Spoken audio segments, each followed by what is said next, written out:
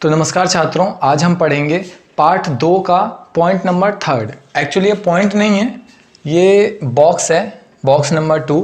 ठीक है, हम पॉइंट 3 है। इससे पहले 2 लेक्चर हो चुके हैं इस चैप्टर के। अगर आपने नहीं देखा है तो पहले उन दोनों लेक्चर को देखिए। इससे क्या होगा कि इससे आपको ये चैप्टर समझ आएगा कि इस चैप्टर में हम किस बारे में बात करेंगे और किस तरह से बात करेंगे। ठीक है, ये चैप्टर 2 है। अगर आपने चैप्टर 1 भी नहीं पढ़ा है तो फिर पुराने लेक्चर्स देखिए, चैप्टर 1 भी हमने कवर किया है।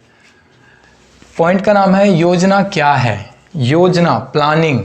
ठीक है, हम हर चीज़ करने से पहले एक प्लान करते हैं कि इस विधि से हम इसको पूरा करेंगे। हमने एक उद्देश्य बना लिया कि हमें गोवा जाना है। एक्चुअली गोवा बहुत सारे लोग घूमने का प्लान बनाते हैं, क्योंकि प्लान बनाने के थोड़े पैसे लगते हैं, तो प्लान बनाते हैं लेकिन जाते नहीं हैं। तो प्लानिंग होता है हर बारी की, इतने पैसे यहाँ जमा करना है, इस ट्रेन पे बैठना है, वो इस समय उतारेगा और ऐसे करके इतने दिन रहना है और ऐसे आ जाना है। तो प्लानिंग तो सब करते हैं, तो इसी को योजना कहते हैं। अब जैसे हम पर्सनल लेवल पे प्लानिंग करते हैं, वैसे ही सरकार भी प्लानिंग करती है। ठीक है, तो सरकार क्या प्लानिंग करती है? अपने देश के लोगों के हित में, कि देश के लोगों का कैसे उद्धार हो सके। ठीक है, तो उसमें तो योजना क्या है, अगर हम एक सिंपल सा डेफिनेशन देखें कि क्या हो सकता है। ठीक है, तो उपलब्ध संसाधन, हमारे पास कुछ संसाधन तो उपलब्ध होगा ना। हाँ, सिर्फ प्लानिंग हम क्यों बनाएंगे? सिर्फ प्लानिंग बनाएंगे तो बेकार हो जाएगा। तो एक संसाधन उपलब्ध है, चाहे फिर वो हमारे पास पैसा हो थोड़ा सा और फिर हम गोवा जाने का प्लान बनाएं, या फिर कुछ अलग। तो उपलब्ध संसाधन में हम अपने लक्ष्य को किस विधि से पूरा करें। उपलब्ध संसाधन में मैं थोड़ा लिख भी दूं क्या? लिख ले।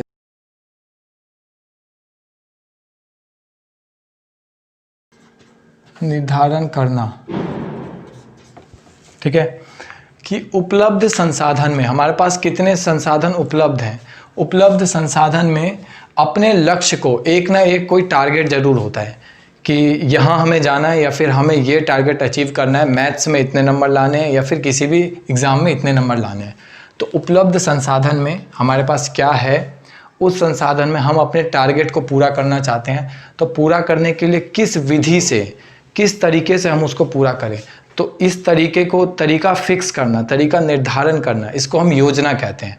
पहले हम प्लानिंग करते हैं कि कैसे क्या होगा। ठीक है, तो ये जो विधि होगी, तरीका क्या होगा, इसको निर्धारण करना क्या होता है? योजना होता है। ठीक है, ये हालांकि बुक में नहीं दिया, लेकिन समझने के लिए थोड़ा अच्छा रहता है कि प्लानिंग क्या होती है। ठीक है, अब हम देखेंगे कि क्या है बुक में।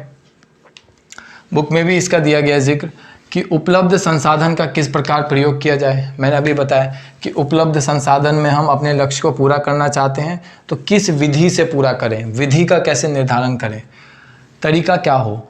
तो उपलब्ध संसाधन किस प्रकार प्रयोग किया जाए। उपलब्ध जो भी हमारे पास संसाधन हैं, चाहे वो पैसा हो सकता है या फिर 10 लोग हो सकते हैं हमारे पास कपड़े बहुत हैं, तो कपड़े का बिजनेस करना चाहता हूँ और फिर करोड़पति बनना चाहता हूँ इससे, तो ये एक टारगेट हो गया। या फिर अपना एक अच्छा खासा बिजनेस करना चाहता हूँ, या फिर मेरे पास दिमाग है बहुत, ठीक है, एक बिजनेस माइंडेड दिमाग है, तो वो भी तो एक संसाधन का काम करेगा ना मेरे लिए, तो वो मेरे पास उपलब्ध है। तो उपलब्ध संसाधन में किस प्रकार उपयोग किया जाए, उपलब्ध संसाधन जो हमारे पास हैं। सेकंड है, योजना से एक निश्चित समय अवधि के लिए उद्देश्य निर्धारित किया जाता है। कोई भी जब योजना बनाया जाता है तो उससे क्या निकलता है, उससे एक टारगेट बनाया जाता है। प्लानिंग सिर्फ ये नहीं है कि हमने प्लानिंग बना लिया, एक उद्देश्य, हमारा उद्देश्य क्या है। कोई भी प्लानिंग होती है तो कोई ना कोई एक उद्देश्य लेके होता है। गोवा जाना है तो प्लानिंग होगी, उद्देश्य क्या है? गोवा जाना है। करोड़पति बनना है या लखपति बनना है, या फिर समाज की सेवा करनी है, इस उद्देश्य से मैं एक बिजनेस करूंगा। ठीक है, लोगों को रोजगार देना है, तो इस उद्देश्य से मैं एक बिजनेस करूंगा। तो उद्देश्य का निर्धारण होता है। जब भी हम योजना कोई बना रहे होते हैं तो एक निश्चित समय में उद्देश्य का निर्धारण होता है। अब मैं बोलूँ कि गोवा जाना है, ठीक है, अब बस मैं सो जाऊँ कि जाना तो है ही, तो आराम से चले जाएंगे, दिक्कत क्या है। तो ये कैसा एक प्लान हुआ? ये तो कोई प्लानिंग ही नहीं हुई। ये प्लानिंग कभी अमल ही नहीं होगा, कभी सक्सेस ही नहीं होगा। क्यों? क्योंकि हमने अभी इसमें समय अवधि नहीं दिया ना, एक टाइम पीरियड भी तो देना है।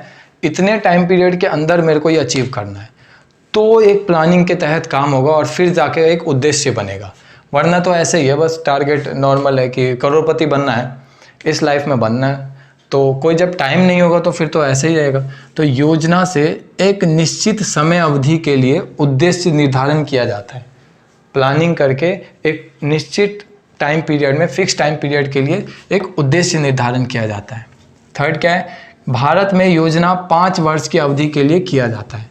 भारत में जो योजना बनाई जाती है, प्लानिंग किया जाता है, वो 5 साल के लिए किया जाता है। ठीक है, अब 5 साल के लिए किया जाता है तो सबको पता है उसे क्या कहते हैं, पंचवर्षीय योजना कहते हैं।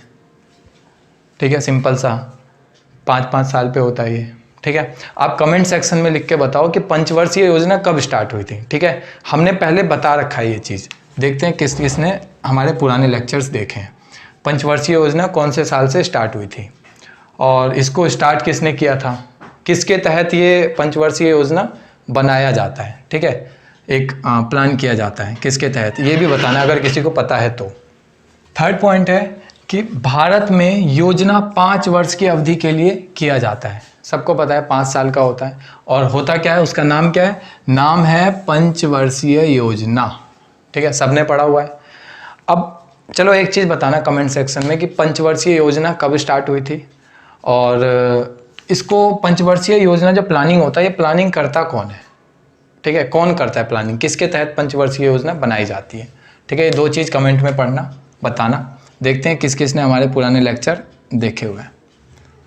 हमने पुराने लेक्चर में ये चीज़ बता रखा है। फोर्थ है परिप्रेक्ष्यात्मक योजना। परिप्रेक्ष्यात्मक योजना क्या होता है, अब जैसे इसके नाम से पता चल रहा है पंचवर्षीय योजना, मतलब कि 5 साल की पंचवर्षीय योजना, 5 साल की। ठीक है, इसके नाम से तो पता नहीं चल रहा, इसके नाम से तो पता नहीं चल रहा, लेकिन ये 20 साल का होता है। अब देखो, एक शॉर्ट टर्म प्लानिंग होती है, एक लॉन्ग टर्म प्लानिंग होती है। ठीक है, लॉन्ग टर्म मतलब दीर्घ अवधि के लिए, लंबे समय के लिए। हम छोटे छोटे प्लानिंग करके ही तो एक बड़ा प्लानिंग करते हैं। जैसे कि मैं बोलूँ कि मेरे को 12th में अच्छे मार्क्स लाने हैं, तो क्या करेंगे, हम एक छोटे छोटे टारगेट रखेंगे कि इस वीक में मेरे को ये चैप्टर ख़त्म कर देना है। तो ये एक छोटा टारगेट हो गया। ये छोटा टारगेट क्या करेगा कि जब हम इस छोटे टारगेट को अचीव करते चलेंगे, इस छोटे टारगेट को पूरा करते चलेंगे, तो हो सकता है कि बड़ा टारगेट भी पूरा हो जाए, 12वीं में अच्छे मार्क्स भी आ जाए। ठीक है, तो ये क्या करेगा, एक बेस का काम करेगा, एक आधार का काम करेगा कि जब हम छोटे टारगेट पूरा करेंगे तो बड़े टारगेट भी पूरे होने के एक संभावना रहेगी। बेस हमारा बनता जा रहा है। ठीक है, तो वो चीज़, तो 20 साल के लक्ष्यों का उल्लेख होता है।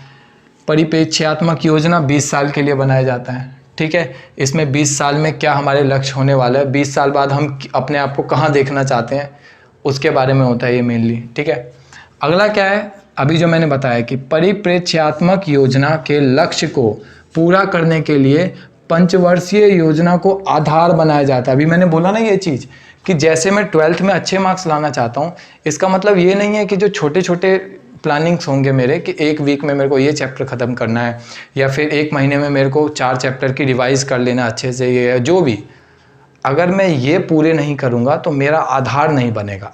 आधार नहीं बनेगा तो हो सकता है मेरा लॉन्ग टर्म जो टारगेट है कि 12वीं में अच्छे मार्क्स लाने हैं, वो शायद हो सकता है ना पूरा हो।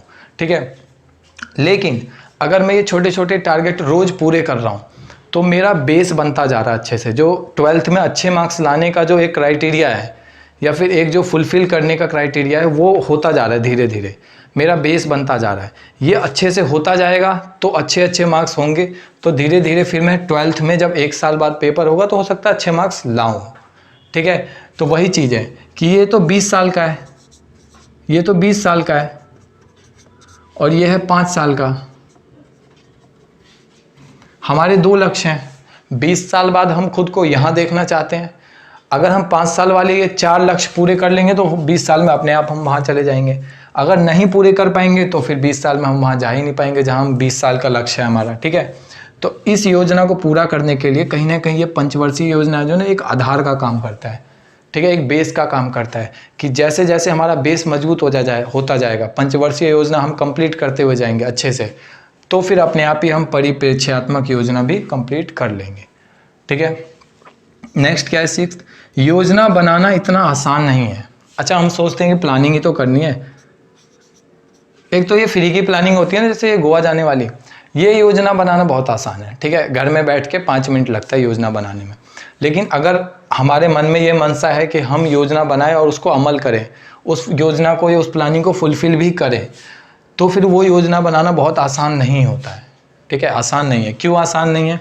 देखो, कई बार क्या होता है कि हम योजना बनाते हैं, मैं एक सरकार की बात कर रहा हूँ फिलहाल, कई बार क्या होता है हम योजना बनाते हैं और 2 योजना के बीच में टकराव भी हो जाता है। हम प्लान करते हैं, 2 प्लानिंग्स हैं, दोनों के बीच में टकराव भी हो सकता है। कैसे? कि एक पंचवर्षीय योजना में हमने सोचा कि रोजगार में वृद्धि करनी है, कैसे भी करके लोगों को रोजगार देना, अच्छे से अच्छा रोजगार देना है, और उसी में हम एक सोच रहे हैं कि औद्योगिकीकरण, आधुनिकीकरण भी आ जाए, मतलब कि नई नई मशीनें आ जाएं, नए किसान को नए अच्छे मशीनें मिल जाए, जिससे क्या हो कि जल्दी से जल्दी उत्पादन हो और ज़्यादा से ज़्यादा उत्पादन हो। और एक तरफ हम सोच रहे हैं कि सबको रोज़गार मिले, तो ये कैसे हो सकता है? हम चाहते हैं कि फैक्ट्री में मशीन भी बढ़िया लगे, हम चाहते हैं फैक्ट्री में आदमी भी बहुत ज़्यादा काम करे, रोज़गार भी ज़्यादा हो। या तो मशीन अच्छी लगेगी तो रोज़गार कम हो जाएगा, क्योंकि अच्छी मशीनें तो लोगों का रोज़गार खा लेगी ना। तो ये दोनों कई बार ना टकराव हो जाता है आपस में, ठीक है। ऐसे बहुत सारे हैं, ऐसे एक नहीं है, एक छोटा सा एग्जाम्पल है, और भी हो सकता है। तो क्या होता है कि योजना बनाना इतना आसान नहीं है, हमें बहुत सारी चीज़ों का ध्यान देना पड़ता है साथ में, कि ये हमारे ही किसी योजना से टकरा तो नहीं रहा। टकराना मतलब कि बीच में मतभेद होना, ठीक है। तो हमारे ही किसी योजना से बीच में मतभेद तो नहीं है। एक तरफ हम सोच रहे हैं आधुनिकीकरण हो, अच्छी मशीनें आए, अच्छे लोग पैसा लगाएं ज़्यादा, सब कुछ अच्छे से डेवलप हो। एक तरफ हम चाहते हैं लोगों को रोज़गार मिले, दोनों एक साथ में हो जाना कहीं ना कहीं एक कठिन सा काम हो जाता है, ठीक है। नेक्स्ट क्या है कि पंचवर्षीय योजना वस्तु और सेवाओं के उत्पादन की मात्रा तय नहीं करता, ठीक है। कि पंचवर्षीय योजना है कि हमें ये अचीव करना है, इसको अचीव करने के लिए हमें पहले ये कर लेता हूँ, इतनी मात्रा का ये उत्पादन करूँगा, इतने का ये, ऐसा नहीं होता, ठीक है। और ना ही ये करना सही भी होगा, ये करना सही भी नहीं होगा। एक टाइम पे हमारे बुक में ही एक एग्जांपल दिया है कि सोवियत यूनियन जो था, अभी जो रूस है, अकेला रूस नहीं था, रूस ने बहुत से पे कब्जा कर रखा था, जैसे ब्रिटेन ने हम पे कर रखा था ना, वैसे ही रूस ने भी बहुतों पे कब्जा कर रखा था। तो ये सारे मिलके जो एक था उसको सोवियत यूनियन कहते थे, ठीक है। तो सोवियत यूनियन ने ये करने की कोशिश करी थी, सोवियत संघ करी थी, लेकिन वो बहुत ही ज़्यादा विफल रहा, ठीक है ना, अर्थव्यवस्था को काफ़ी नुकसान हुआ। तो ये करना काफ़ी सही नहीं होगा कि हम वस्तुओं और सेवाओं में उत्पादन की मात्रा तय करें कि कितना उत्पादन होना चाहिए, ठीक है। तो ये नहीं ठीक रहेगा। नेक्स्ट क्या है कि योजना अपने तय लक्ष्य के क्षेत्र में ही काम करे और शेष को बाजार पर ही छोड़ देना जाना ही सही है, छोड़ दिया जाना या देना जाना, ठीक है। तो जिस भी चीज़ की हमने योजना बनाई है, हमें उस पे टारगेट दे के देखना है, ठीक है। ऐसा नहीं है कि योजना हमारी ये है और हम देख इधर रहे हैं या फिर इधर रहे हैं। जो हमारी योजना है हम उस फील्ड में काम करेंगे, हम मतलब सरकार, ठीक है। जो हमारी प्लानिंग है 5 साल की कि हमें इस 5 साल में कृषि क्षेत्र को अच्छे से डेवलप करना है, तो हम कृषि क्षेत्र पे ज़्यादा ध्यान देंगे, ठीक है। ऐसा नहीं है कि हम कृषि के साथ साथ अभी कुछ और भी देख रहे हैं, ये भी देख रहे हैं, उसको थोड़ा सा बाज़ार पे छोड़ दो। बाज़ार पे छोड़ दो मतलब क्या? बिल्कुल बाज़ार पे नहीं, थोड़ा सा बाज़ार पे छोड़ दो। हमारा ध्यान थोड़ा कृषि क्षेत्र पे होना चाहिए उस टाइम, ठीक है। तो योजना अपने तय लक्ष्य के क्षेत्र में ही काम करे तो अच्छा है। कृषि क्षेत्र में अगर लक्ष्य तय किया है कि कृषि क्षेत्र को अच्छा करना है, तो उसी क्षेत्र में काम करे तो ज़्यादा अच्छा है। और जो शेष है उसको बाज़ार पर ही छोड़ दिया जाना सही है। बाज़ार पर ही छोड़ दो, अपने आप वो चलता रहेगा, अपने आप ही वो जिंदा रहेगा। जिंदा रहेगा का मतलब कि कुछ चीज़ गलत नहीं होगी, सब कुछ सही रहेगा। बाज़ार पे आप छोड़ दो, बहुत ज़्यादा गलत नहीं हो जाएगा, किसी के साथ भेदभाव नहीं होगा, ठीक है। अब ये लेक्चर हो गया समाप्त, मिलते हैं अगले वीडियो में अगले लेक्चर के साथ। तब तक सुरक्षित रहें और स्वस्थ रहें। हमारी नेक्स्ट वीडियोस आने वाली हैं, तो बेल आइकन को दबा दें, सब्सक्राइब करें, ताकि आने वाली सारी वीडियोस का नोटिफिकेशन आपको आता रहे। कोई भी डाउट हो तो कमेंट सेक्शन में आप खुला पूछ सकते हैं, आपको रिप्लाई मिल सकता है, ठीक है। तो सुरक्षित रहें और सेफ रहें।